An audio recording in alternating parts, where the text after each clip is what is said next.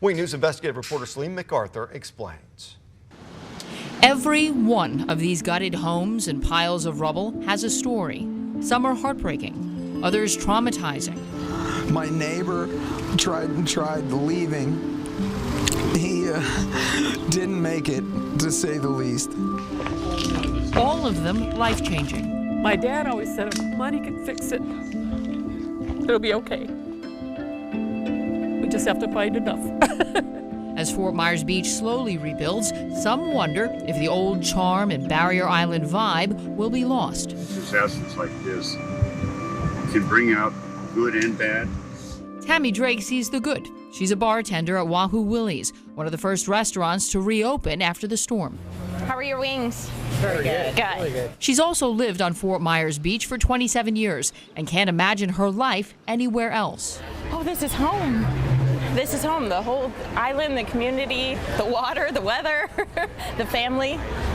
Her sense of humor and optimism speak volumes. Amazing once you see what she lost during Ian. This picture was taken near the height of the storm. Look closely, and you'll see only her roof standing above the surge. Watching everything float by and watching your whole life wash away, it's traumatizing. And this gutted, broken shell is all that's left. When you see your home now, I don't look at it.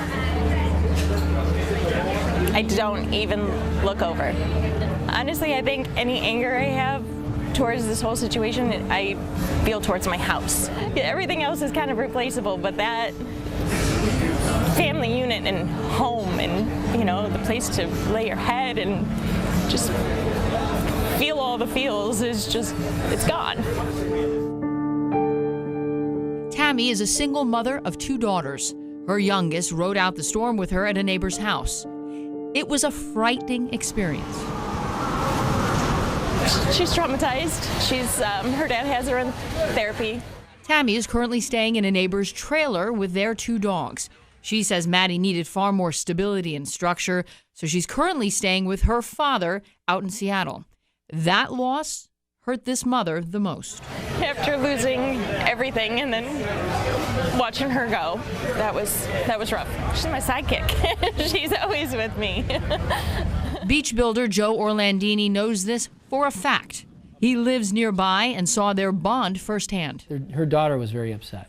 I could tell it was traumatizing to her. Her daughter will not come back until there's a new house here, and a house that is not on the ground. When Ian hit, it hit hard, and Tammy simply could not afford property insurance on her salary. Without it, Tammy had no idea how to raise the money to rebuild. In comes a man with a plan. I had a supplier reach out to me and offer to donate supplies. And that's when the idea came to me, and I decided that if we gathered up enough support, maybe in a situation like Tammy's, maybe we could get enough support to do an entire house. He says a neighbor loved the idea and offered to help. He says, hey, I'll help. I'll give you money. What do I got to do? More neighbors came forward, and Joe grew even more confident this plan could work. He says it'll cost about $350,000 to rebuild this home to the latest hurricane codes. Of course, I have some additional work to do, so I have to find some other supplies, things like cabinets and countertops and an assortment of probably all the interior stuff. We haven't secured a roof yet, but I'm sure I can find someone to help there. But I feel we have enough that we got to a point that we're gonna go for it. Well, today we're going to see Tammy Drake. Joe wanted to break the news to Tammy while she was at work, surrounded by friends and family in this tight-knit community. I think I expect her to probably cry. She's probably going to be overwhelmed. I insisted we tag along. He was more than willing to have us there because he sees Tammy's story as not just inspirational, but also motivational for others in the community. How you guys doing? Good. Howdy, neighbors. How you doing? Good. How are you? Good. we have a question for you. Okay. Would you be okay if we tore down your house? You would? Because we're going to build a new house there. That's okay. No. Are you okay with that? Yeah, I'm okay with that. Seriously? Yes. So we can demo your house? Build you a new one? Okay. Joe? I'm in shock. I'm shaking like a leaf.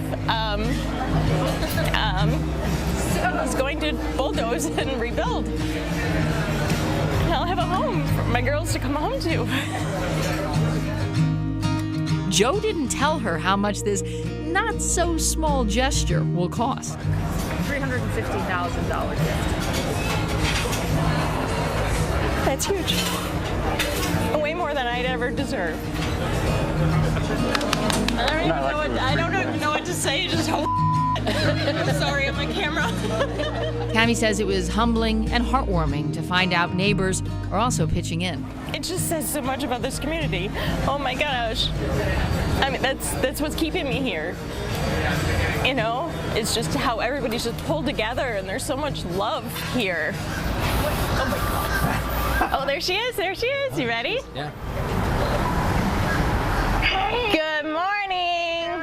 Hi, Maddie. How are you? We have a surprise for you. Joe and all of our other neighbors are going to help build us a house. Amazing. Isn't it amazing? And you'll have your own room again with all your mermaids. Yay. Yay. You are the best neighbor. Oh, you're welcome, Maddie. We're actually going to send you some pictures of it so you can actually see the house being built, and you'd be able to see your new room. And it'll be up and it'll be up high, so it'll never flood again. Oh, she's got the happy giggle. I love this. I got happy giggles. You got the happy giggles. Yes, you do. For Joe, sometimes the plan is about what it means, not what it costs. You changed someone's life today. I did.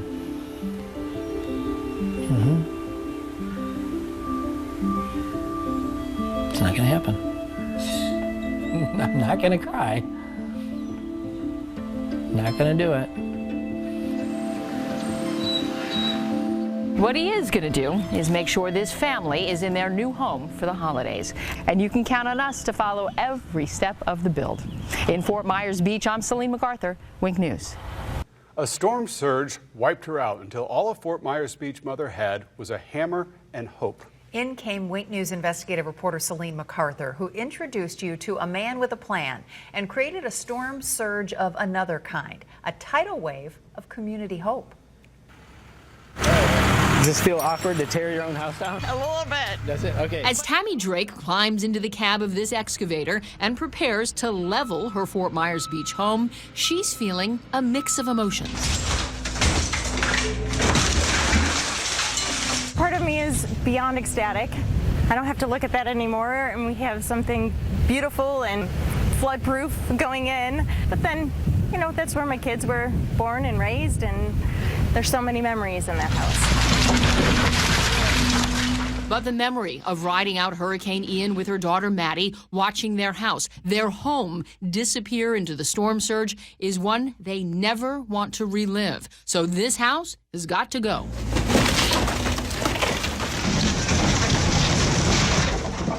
This demo has been more than a month in the making, and when all of this debris is cleared away, this is what's going to take its place. A brand new house high in the sky, so hopefully it never floods again. Now, Joe Orlandini tells me this project is expensive. It's going to cost about $350,000.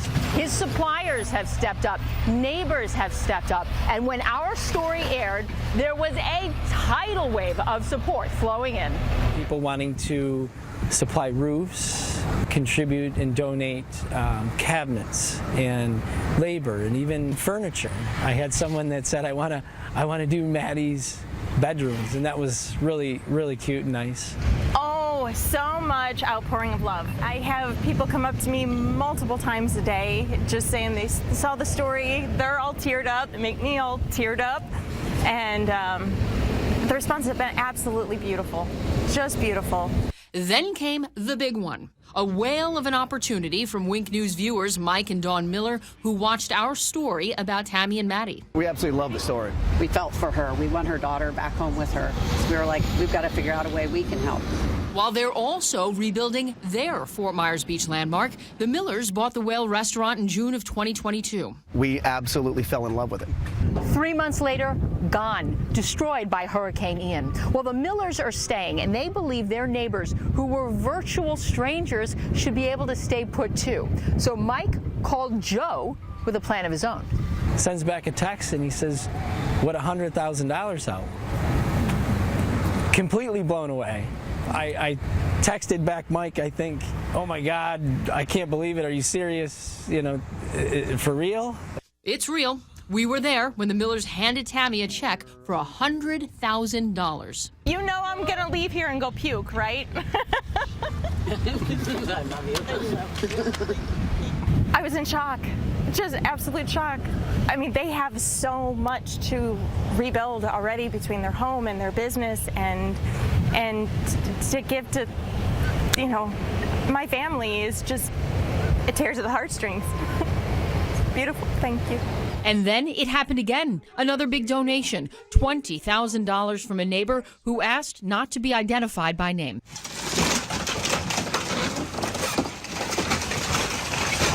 With a plan in hand, money in the bank, and a community behind them, Tammy is ready to build a new foundation. All right, that was fun. Got it. Celine McArthur, Wink News.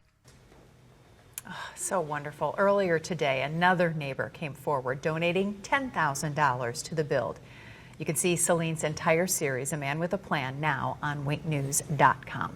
It's great. I mean, God bless him for the plan, but for all the people that came forward to help him with that plan, it's just incredible. And we all needed to see that too, didn't we? Yeah, it makes you feel a little bit better. Yep. A Wink News exclusive at 4:30. An iconic piece of Fort Myers Beach lost in Hurricane Ian will be replaced. Hello again, everyone. I'm Chris Safadi in for Russ. I'm Amanda Hall. We are talking about the big blue clock. In our special series, A Man with a Plan, Wink News investigative reporter Celine McArthur sits down with the beach builder behind the project to get the story. The last thing this man has is time on his hands, but ironically, time is what he's focused on here. This is one of the centerpieces that people came to see and took pictures of. It illuminated at night and was the backdrop for thousands and thousands of pictures. It's probably the most iconic landmark potentially of the island, and for sure for Times Square. Visitors miss it. But it's just part of the beach experience. You come down in December and you just expect to see the tree and like the clock that's gone, the Times Square clock. Fort Myers Beach builder Joe Orlandini is on a mission to bring the big blue clock back to Times Square. He began searching for it the day after Hurricane Ian made landfall.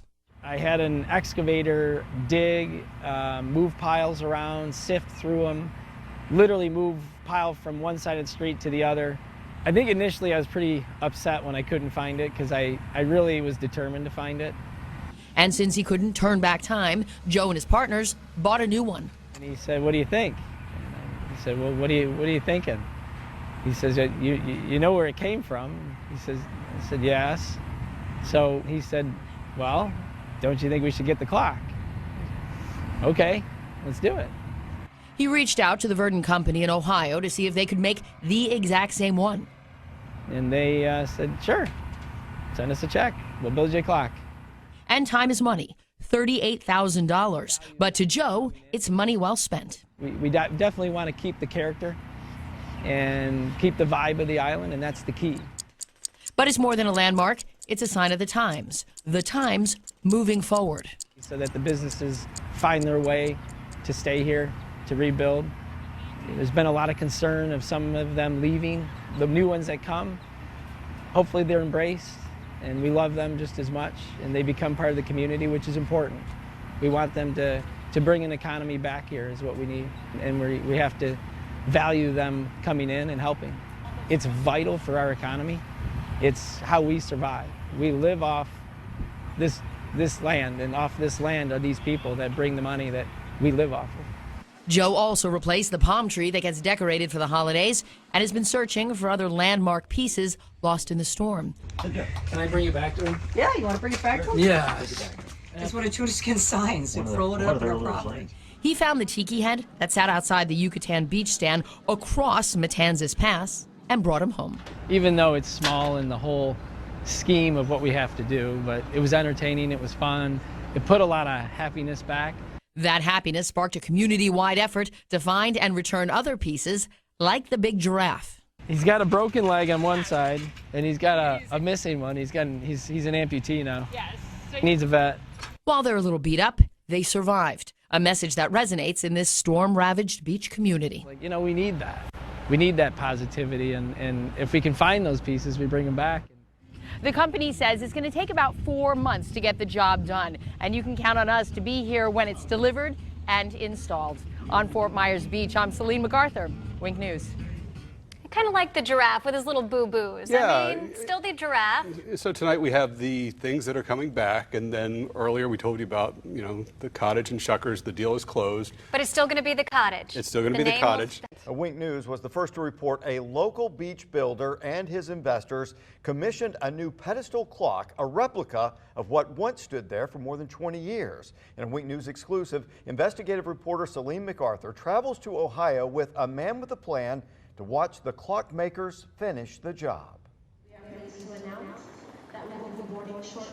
Time flies when you're with a man with a plan. We're going on board with Joe Orlandini as he travels 1,000 miles to check on the status of a build of a landmark that can take Times Square in Fort Myers Beach back in time. And like time, Joe Orlandini doesn't stand still.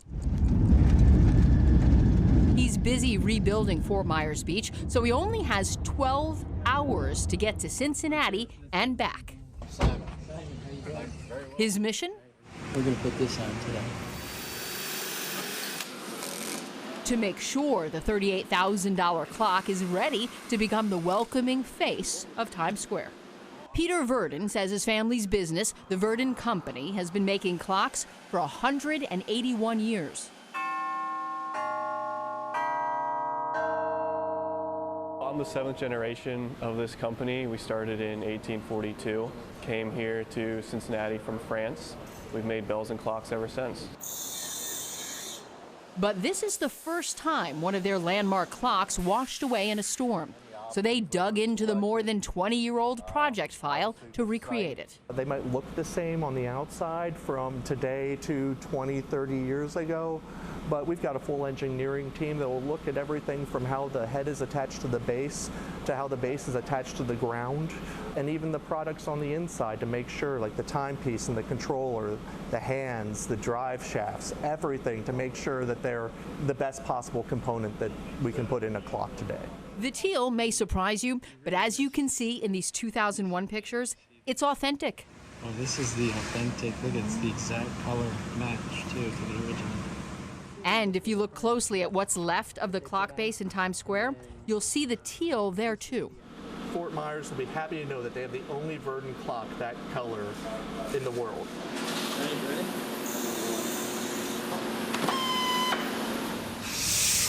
There it is. Excited with the results, Joe flies back to Fort Myers Beach to plan for the clock's arrival. I hope everyone comes to touch it, is what I want them to do. That way they can feel it. Their feet are here on the ground, and they're part of the community again. Some of you have been asking what happened to the old clock. Joe says he started digging for that clock just days after the storm, but had no luck. However, the mystery has been solved, sort of.